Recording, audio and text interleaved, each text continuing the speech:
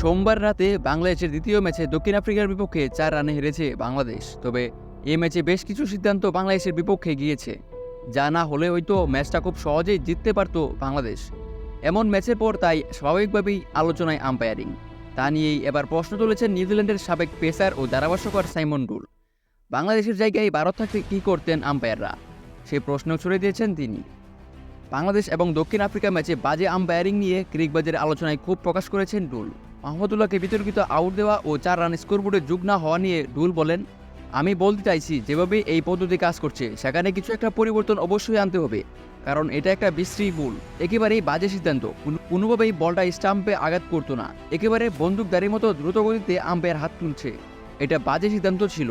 আর আমাদের বলতেই হবে, পুরো টুর্নামেন্টে আমরা খুব ভালো কিছু আম্পায়ারিং দেখছি। তার চেয়ে বড় কথা, লেগ বাই 4 রান হওয়া দরকার ছিল।